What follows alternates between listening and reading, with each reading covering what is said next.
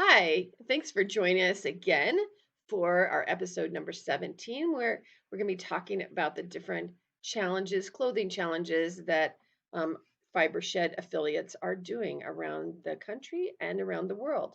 But first, here's what's happening on the farm.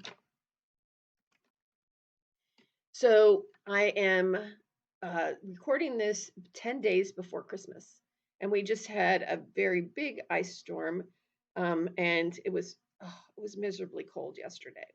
But today it's sunny, it's beautiful, and everybody did well. Everybody during the ice storm, people just not people. I call them people, but they're really animals. So the chickens and the sheep and the goats, they all hunker down. They just stay in the barns where they can keep warm. The chickens have their own chicken house, which is kept warm by the sun. And if they get cold, they also can go into the nesting boxes and huddle together. That always works too. Um, and so everybody was fine. And, the sheep and goats all have their winter coats on. So nobody was getting cold at all. That um, Their wool also really protects them from wind as well. So, yeah, everybody's good. And, we're just counting down the days until it's actual winter here. So here's what we've been talking about for the season four. I've been telling lots of stories about fast fashion and slow fashion, and I've hoped that you are have that I've convinced you to consider changing your textile buying habits to ones that are more climate beneficial, to that will benefit the earth, but also will benefit you and your own health and your family's health. And you've heard stories from people who are working to change their creative and buying choices around as well. People who are making more mindful choices, um, and in order to not go hog wild, or be overwhelmed, but to slowly change over their wardrobes into something that's climate beneficial.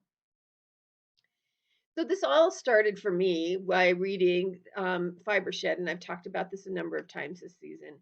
And I that book so alarmed me. And if you haven't read it, I would suggest that you check it out from the library.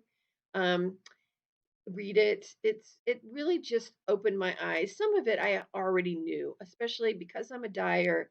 I already knew about the effects of commercial dyeing. And that's just so evident. You see it because you see these creeks and rivers running with, green dye and purple dye and red dye. You just know that it's not the way to be living. That has to be toxic. But so much of what is the problem, I had no clue about. And a lot of it is because it's not, you can't see what the problems are generally. Specifically for me, that microplastic problem, that is all the breakdown of all the plastic textiles and all of it going into the oceans and going into the food that we eat. Um, I had no clue about that. And also about the greenhouse gases that are being produced by the industry, not only from the transportation that it takes to, move the raw materials and the end product textiles throughout the world from a centralized place, but also using the petroleum-based products to actually make the cloth. So Rebecca was researching the whole textile problem, and she made the challenge for herself that she would build a local wardrobe, and she wanted to have all of her clothes made from fibers and dyes that were within 100 miles of her home. And she was very upfront with it that she did not have the skills to do this by herself. Um, she traded, she bartered, she collaborated, and in order to get a capsule um, wardrobe that she could use. And so this was really, really intriguing to me. And I just had to find a challenge to join or somebody to do it with because it's always more fun if you can do it with someone else. So your local wardrobe, of course, is going to begin at home. So the first thing I did was take an inventory of what I already had that was local. And at that time, I just looked at local fiber and local um, labor, but not local dyes because, as you know, I mostly dye with low impact acid dyes. And I had not upped my practice of natural dyes at that time. So I looked at everything that I had. I had hats, I have sweaters. I probably had two or three sweaters at the time, and have socks. I have probably 8 pairs of socks, maybe more pairs of socks. But I did not have anything that would work for our hot and humid summers here. When it gets to be 90 degrees and 98% humidity, and it's just gross, and it's like, I don't want to wear wool or any other animal fiber on my body at that time. But there are no cotton or linen infrastructure factories near me or even within 100 miles. There are some cotton mills still in the Carolinas. Um, and so that at least is local-ish. But I decided I would start where I was at and just look at widening out my wardrobe. And then, as I just said, it's always more fun to work with the community rather than just myself. So I had to find some like-minded people who would want to take this on with me. My next step was to look for a Fibershed affiliate near me, and there at that time, this was before the pandemic, I think, or very close to it, probably late 2019. There were two in the DC area, and I knew one of the organizers, so I was able to connect with her, and to make a long story short, we were able to take those two affiliates, merge them into one, and I was able to connect more strongly with it. In the meantime, while I was still trying to make those connections, I researched some of what the other affiliates were doing as far as a local wardrobe challenge or a local wardrobe project. And as I became part of the working committee in the Chesapeake Fibershed, I was able to make my case that we should have a challenge here in the Mid Atlantic. And so um, we did set up a challenge here. So as I've spoken to you about before, there are 55 affiliates in the Fibershed worldwide. And I think when I started the season, there were only 52, and now there's 55. So you can see that each of these is in a different stage of development. There are 3 that are just trying to get their feet under them right now because they just joined. And there's some that have been affiliates for, I don't know, 10 years, something like that. They already have nonprofit status. They have a lot of infrastructure around their affiliate. And Chesapeake is kind of right. It's sort of towards the beginning um, of being, really together. And each of these fiber sheds has their own priorities. So some of them are interested in specific fiber manufacturing, such as, looking directly at like hemp cloth manufacturing or linen cloth or cotton. And some of them are more interested in like going the farming route and getting their producers to practice regenerative farming. And then others are more textile based. And so some of the small challenge, and when I say small, and I don't want you to think that I'm being disparaging about it. I'm not at all. They're just more focused. They're these 3 that I'm going to tell you about were very, very focused challenges. So the Three Rivers Fibershed, it's an affiliate that covers Minnesota, Michigan, and parts of Iowa. And they had a soil to sock challenge, and it has just concluded. They gave a range of classes and events. Some were in person, I believe, and some were on Zoom. And they concentrated not only in having people make socks out of the fiber shed fiber, but also mending their socks, so keeping the socks out of the landfill. They also gave classes on spinning sock yarn, and also about learning about the local resources, like who are the producers in the area, who would be able to, you know, you would be able to find fiber to spin your own socks, or find the yarn to make your own socks. Heartland Threads affiliate is in covers Wisconsin and parts of Illinois, and they had a field to fingers challenge. And I like how these are both of these are alliterative terms, right? It's very cute. They are going to have a virtual fashion show in January. Their submissions were just due by December 1st. And so you could make anything that fit the hand covering category. So that could be gloves or mittens or fingerless mitts, or anything that I guess your heart's desire could that fit something that you would wear on your hand. And the submissions could be any technique. That what they had listed was knitting, crochet, braiding, or felting. And they probably would be open to other things. And then in Montana, the Montana Fibershed had a farm to fashion show as a part of a bigger event that they had with their producers. And to be in the show, you just had to make something with Montana fiber, and then you submitted your outfit, or it could be an outfit, or it could be a single garment for the fashion show.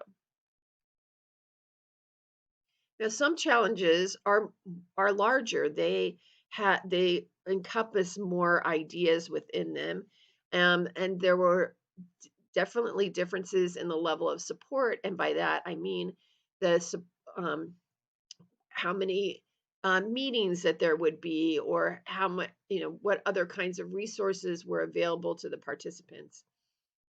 And there were definitely differences in what counts as a project, how many pieces were in an outfit, what kinds of pieces they could be. And there were differences in what kind. Oh, yeah, I just said that. Differences in what kinds of the projects could count for the challenge. So Pembina Fibershed covers Manitoba, Canada, and they had a 1-year, one outfit challenge.